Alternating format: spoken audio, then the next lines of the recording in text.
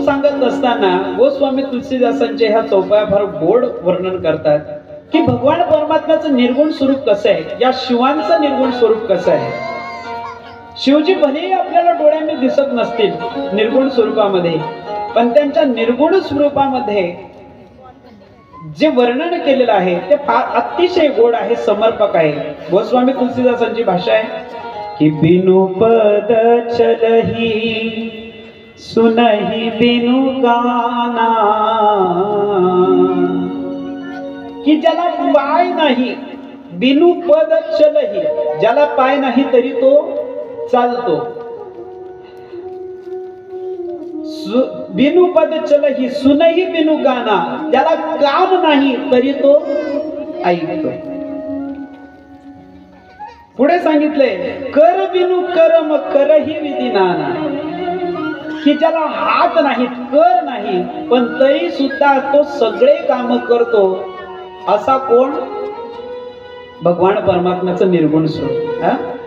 आनन रहित सकल रस भोगी बिनु बानी बघता बडजोगी, त्याला मुख नाहीये पण तरी सुद्धा तो सगळे पदार्थ खाऊ शकतो. आणि एवढंच नाही, त्याला वाणी सुद्धा नाहीये पण तरी सुद्धा त्याला बोलता येतं. असा भगवान परमात्मा, या भगवान परमात्म्याचं हे निर्गुण रूप आहे. बघा ना तुम्ही, बिनु पद चलही सुनही बिनु काना, भगवान परमात्म्याला पाय नाही तरी तो चालतो. आणि शिवजींच्या संदर्भाने जर बोलायचं म्हटलं तर शिवजी हे असं तत्व आहे किंवा शिवजी हे अशी देवता आहे की शिवजींना कधीही पदाची अपेक्षा नाहीये. आजकाल पद म्हणजे खुर्ची. आता तुमच्या लक्षात येईल, पदाशिवाय, पायाशिवाय लोक चालत नाही. पदाशिवाय आजकाल लोकांना चालतच नाही. थोडा जरी माणूस मोठा झाला, त्याला जर एखादं पद प्राप्त झालं तर लगेच त्याची भाषा बदलून जाते. आता नुकतंच काही दिवसापूर्वी वातावरण निवडलं, निकाल सुद्धा जाहीर झाला.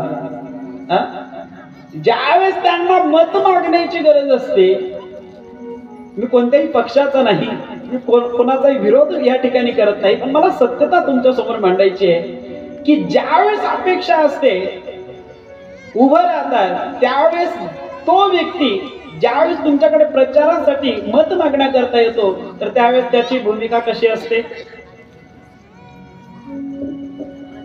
अशी.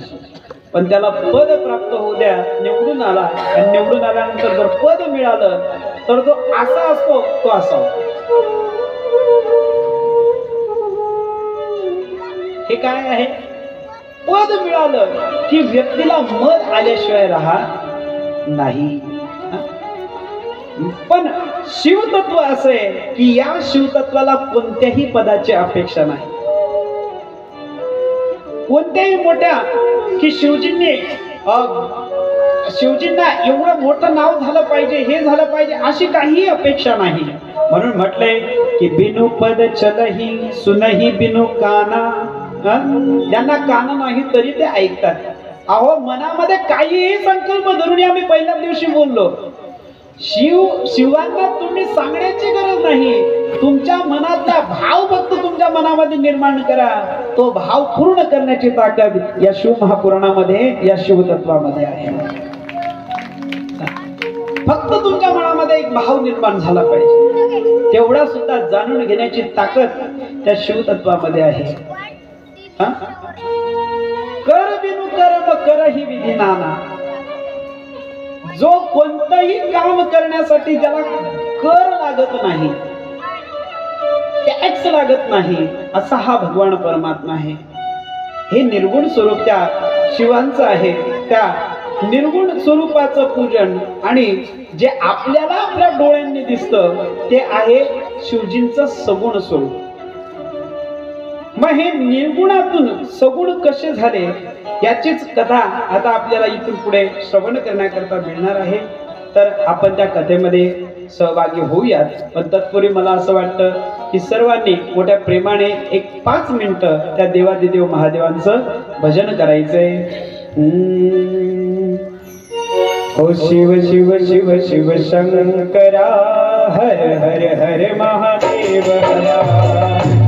शिव शिव शंकरा हर हर हर महादेव हरा. ओ शिव शिव शिव शिव शंकरा हर हर हर महादेव हरा. शिव शिव शिव शिव शंकरा हर हर हर महादेव हरा.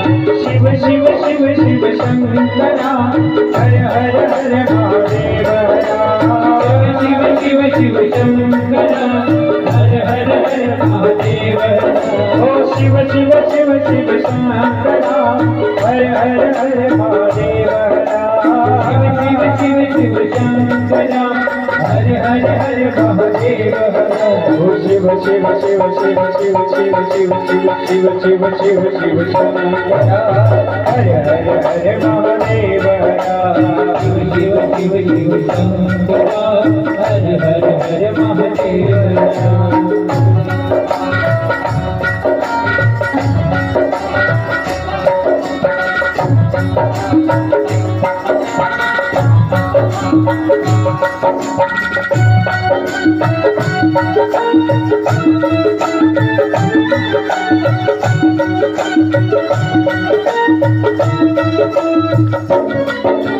शिव शिव शिव शिव शंकरा हर हर हर महादेव हरा.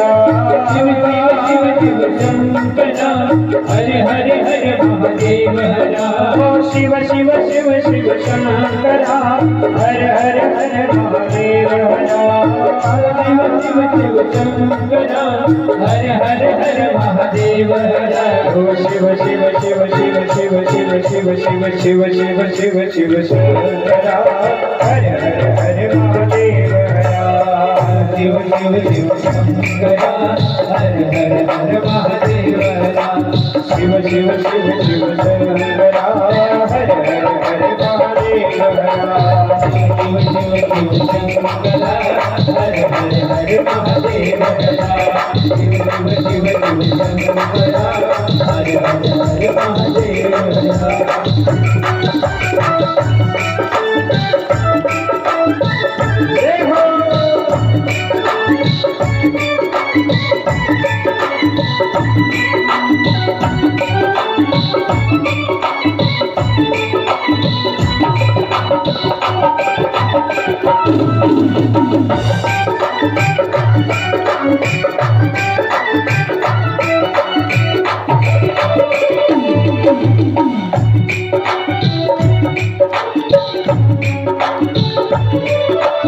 शिव शिव शिव शंकरा हर हर हर महादेव हरा. शिव शिव शिव शिव शंकरा हर हर हर महादेव हरा. शिव शिव शिव शिव शंकरा हर हर हर महादेव हरा. शिव शिव शिव शिव शंकरा हर हर हर महादेव हरा. शिव शिव शिव शिव शिव शिव शिव शिव शिव शिव शिव शिव शंकरा हर हर हर महादेव हरा. शिव शिव शिव शंकरा हर हर हर महादेव हरा. शिव शिव शिव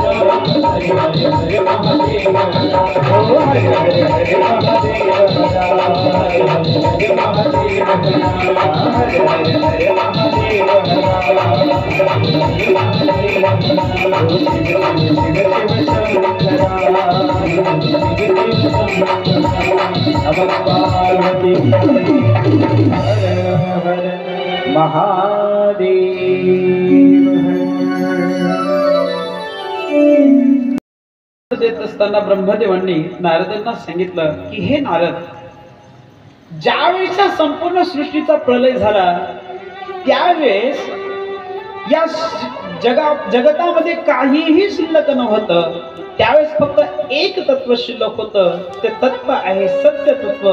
आणि ते सत्य तत्वच म्हणजेच साक्षात देवादिदेव महादेव, म्हणजेच ते शिव तत्व आहे. मग हे शिव तत्व ज्यावेळेस प्रगट झालं, तर त्या शिव तत्वाला एकटं कर्मत नव्हतं. आता मनुष्याला शक्यतो एकटं कर्मत नाही, कोणीही मनुष्य असू दे. आणि शिवजींना असं वाटू लागलं की आपण सुद्धा एकाचे दोन व्हायला पाहिजे. हा भाव त्यांच्या मनामध्ये प्रगट झाला. आणि त्यांनी काय केलं तर आपल्या शरीरातून एक शक्ती प्रगट केली, ती म्हणजेच आदिशक्ती, आदि माया, जगत जननी. आपल्या विचारातून त्यांना मनातून तिचं प्रागट्यकरण केलं. आणि तीच भगवती निर्गुण स्वरूपामध्ये ती भगवती प्रगट झाली. तीच म्हणजे आपल्या सर्वांची आदि माया, आदिशक्ती. ती भगवती प्रगट झाली. आणि त्या भगवतीला सोबत घेऊन या जगतावर सर्वात पहिली नगरी शिवांनी निर्माण केली. त्या नगरीचं नाव आहे शिवनगरी, म्हणजेच काशी नगरी. कोणती नगरी सांगितली मी? काशी नगरी. शिवांनी सर्वात पहिले या जगामध्ये आल्यानंतर सर्वात पहिले माया प्रगट केली. आणि त्या मायेला सोबत घेऊन आपल्या त्रिशूळाच्या अग्रभागावर जी नगरी निर्माण केली ना, त्या नगरीचं नाव आहे काशी नगरी. असं म्हटलं जातं की भगवान परमात्म्याने तिला आपल्या त्रिशूळावर धारण केलेलं आहे, म्हणून काशी नगरीचा कधीही विनाश होत नाही. नीट ऐका लक्षपूर्वक. असं म्हटलं जातं की काशी नगरी ही सृष्टीच्या प्रलयाच्या आधीही होती, आता सुद्धा आहे, वर्तमान काळात सुद्धा आहे. आणि संपूर्ण सृष्टीचा प्रलय होऊन जाईल तेव्हा सुद्धा काशी नगरी ही शिल्लक राहील, असं सांगितलं जातं. अशा पद्धतीने बघा, मी तुम्हाला एक उदाहरणाने सांगतो, स्पष्ट करून दाखवतो की काशी नगरी ही प्रलयाच्या आधी आहे, आताही आहे आणि पुढेही शिल्लक राहील. यासाठी मी एक उदाहरण तुम्हाला सांगत असतो, ऐका ना.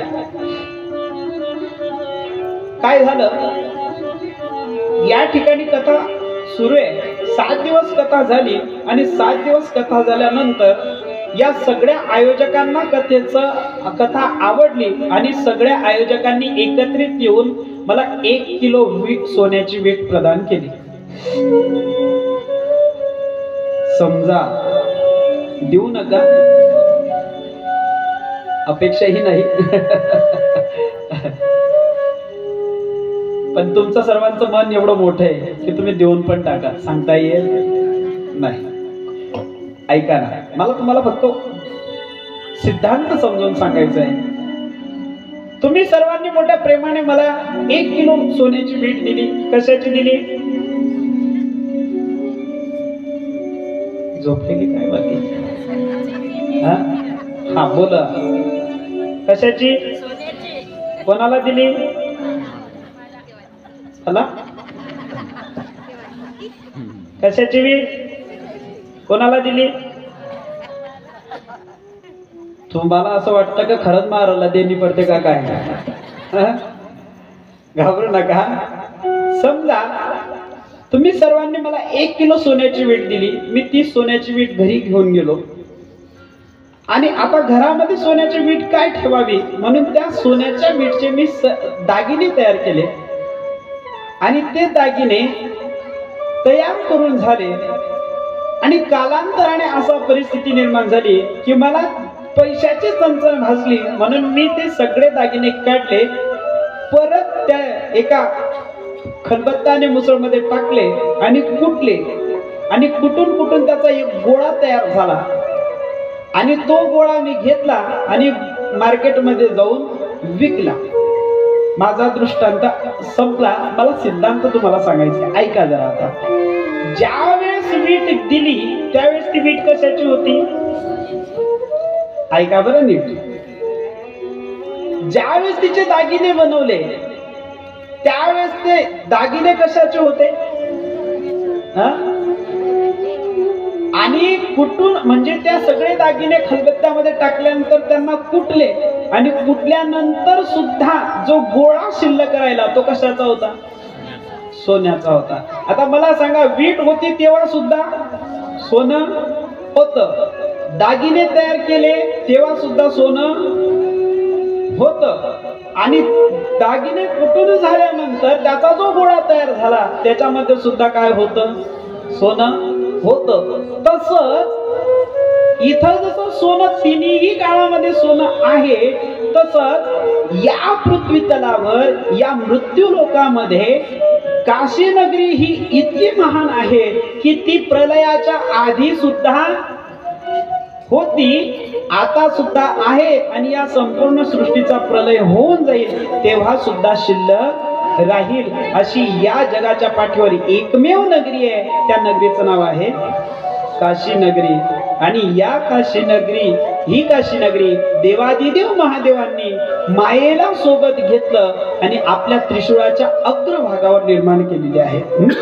इतकी सुंदर ही काशी नगरी आहे. म्हणून तर म्हटलं जातं, तेरे डमरू की धुन सुन के मैं काशी नगरी आई हूँ. तेरे डमरू की धुन सुन के मैं काशी नगरी आई हूँ.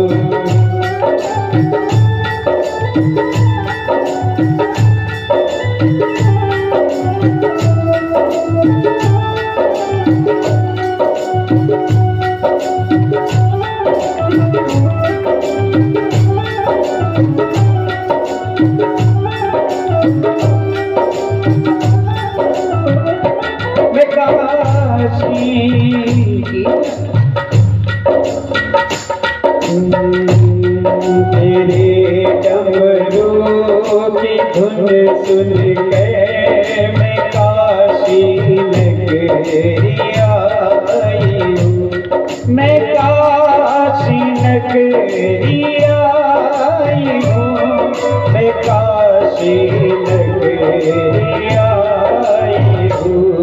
तेरे डमरू की धुन सुन के मैं काशी नगरी आई हूँ.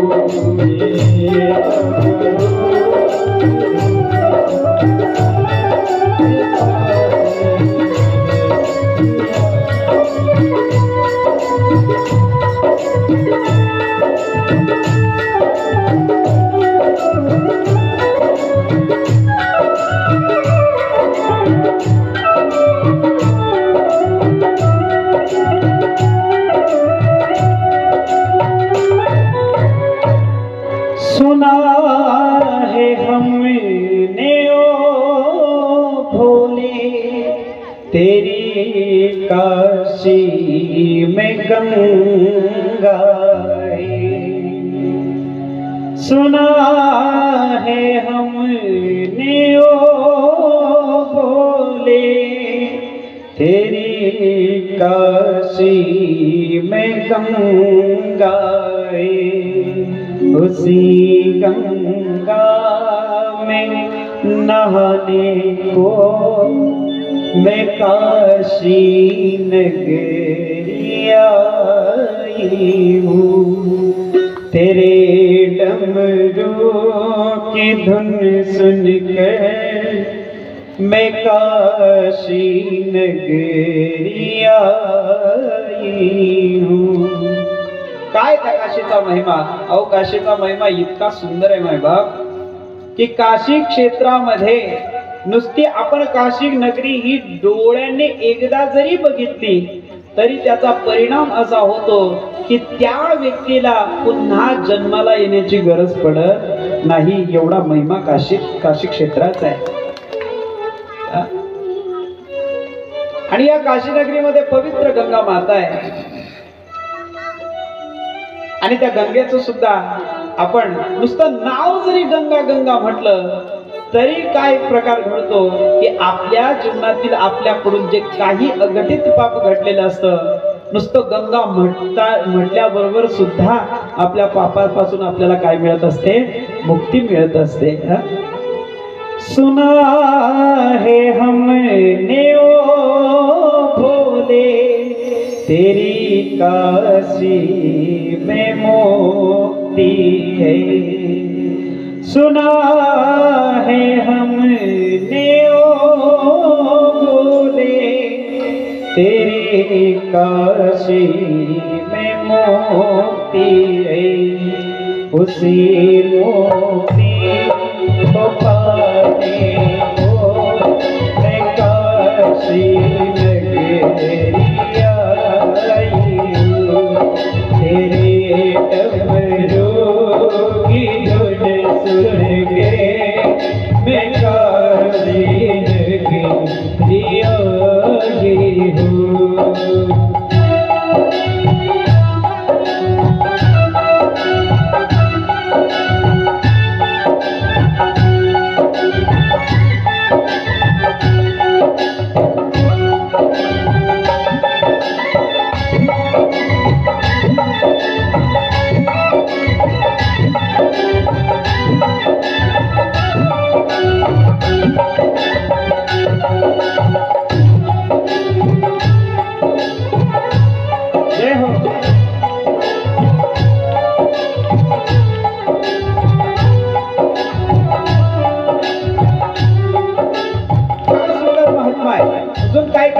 जसं काशीमध्ये गेल्यानंतर व्यक्ती जर त्या ठिकाणी मरण पावला तर असं म्हटलं जातं की त्याला काय प्राप्त होत असते? मुक्ती प्राप्त होत असते, त्याला मोक्षाची प्राप्ती होत असते। या काशीमध्ये अजून काय विशेष आहे या भजनामध्ये फार गोड सांगितलं जातं। सुना है हमने ओ भोले तेरी काशी में गोराई, सुना है हमने ओ भोले तेरी काशी में गोराई, उसी गोरा को पाने को मैं काशी नगरिया आई हूँ, तेरे डमरू की धुन सुन कर मैं काशी नगरिया आई हूँ।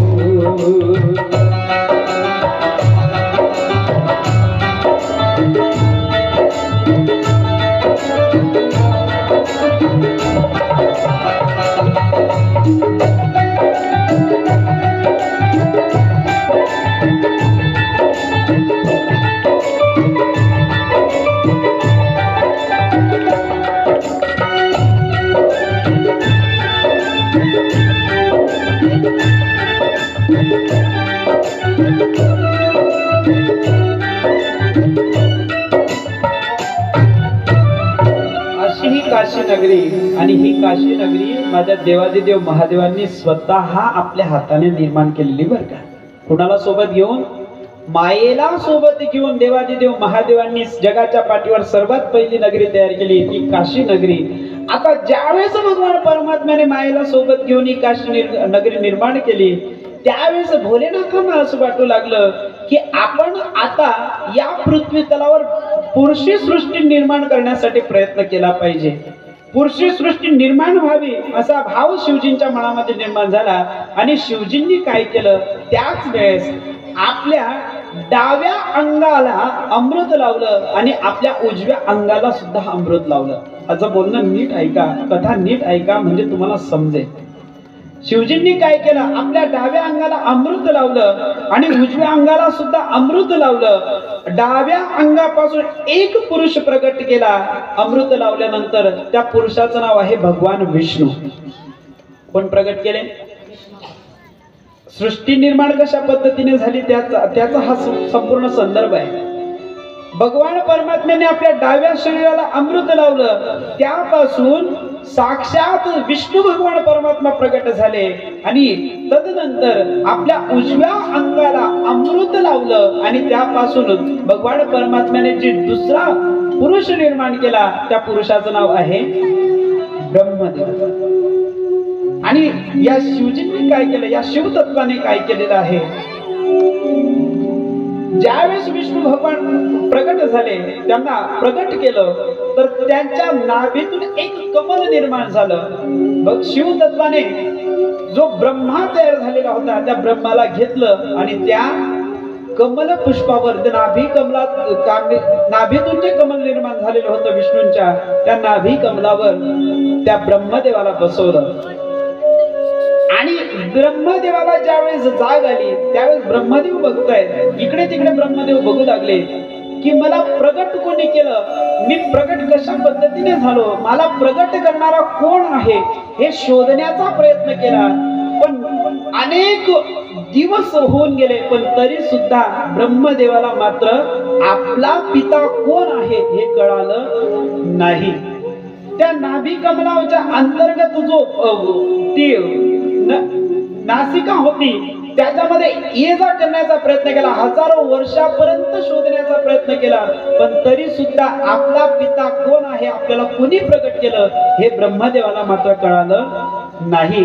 शेवटी ब्रह्मदेव थकले आणि थकून परत त्या कमल पुष्पावर येऊन ब्रह्मदेव विराजित झाले.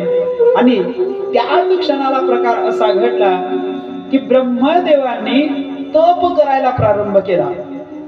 काय प्रारंभ केला? तप करायला प्रारंभ केला आणि त्या तपाचा परिणाम हजारो वर्षापर्यंत तप केलं त्याचा परिणाम असा झाला की त्या तपाला बघून विष्णू भगवान परमात्मा ब्रह्मदेवावर खुश झाले आणि विष्णू भगवान परमात्मा ब्रह्मदेवाच्या समोर प्रगट झाले. भगवान विष्णूंना ब्रह्मदेवाने बघितलं आणि ब्रह्मदेवाने विष्णूंना प्रार्थना केली की तुम्ही कोण आहात, मी हजारो वर्षापासून या कमलावर बसलेलो आहे, विराजित झालेलो आहे पण मला कळत नाहीये की मला कुणी प्रगट केलं आणि मला कुणी प्रगट केलं हे जाणून घेण्याकरता मी तप केला हजारो वर्षानंतर आणि त्यातून तुम्ही मला दर्शन देण्याकरता आलेले आहात. माझा तुम्हाला प्रश्न आहे की सांगा ना की तुम्ही कोण आहात आणि मी कुणामुळे प्रगट झालेलो आहे. तर त्यावेळेस ब्रह्मदेवाला विष्णूंनी सांगितलं की हे ब्रह्मा तू माझ्याच नाभी कमलातून प्रगट झालेला आहे. ब्रह्मदेव म्हणतात मला जर तुम्ही प्रगट केलंय तुमच्या नाभी कमलातून जर माझा जन्म झाला असेल पण तुम्हाला सुद्धा निर्माण करणारी कोणीतरी देवता असेलच की नाही, मग तुमचा पिता कोण, असं ज्यावेळेस विष्णूंना विचारणा केली तर त्यावेळेस विष्णू म्हणू लागले की मला आपल्या दोघांनाही निर्माण करणारी जी देवता आहे त्या देवतेचं नाव आहे शिवतत्व. काय सांगितलं? शिवांनी आपल्याला प्रगट केलेले आहे ते निर्गुण स्वरूपामध्ये असलेले शिव यांनी मायेचा आश्रय घेतला आणि त्या मायेचा आश्रय घेऊन त्यांनी आपणा दोघांनाही प्रगट केलेला आहे. बघा विष्णूंना समजलं, विष्णूंनी मान्य केलं की आपल्याला शिवांनी प्रगट केलेलं आहे, शिवांमुळे आपण जन्माला आलेलो आहोत. पण ब्रह्मदेवाला मात्र ही गोष्ट मान्य नव्हती. ब्रह्मदेव म्हणू लागले की जे तत्व डोळ्यांनी दिसतच नाही त्याला मी मानणार नाही. आणि त्यामध्ये मग ब्रह्मदेव म्हणू लागले की जगात मी श्रेष्ठ झालो पाहिजे. विष्णू म्हणू लागले, विष्णूला काही म्हणणंच नव्हतं. विष्णू म्हणतात की ठीक आहे, तुम्हाला जर तसं वाटत असेल तर तुम्ही तसं करा. आणि आपसामध्ये विष्णू आणि ब्रह्मदेव यांच्यामध्ये थोडा वाद निर्माण झाला. मी श्रेष्ठ आहे असा दोघांमध्ये वाद निर्माण झाला. आता या दोघांचा वाद निवरावा, त्यांचं भांडण होऊ नये, त्याच क्षणाला काय झालं, त्या ठिकाणी भला मोठा अग्निस्तंभ त्या दोघांच्याही मध्ये येऊन स्थापित झाला. ऐकताय ना तुम्ही कथा?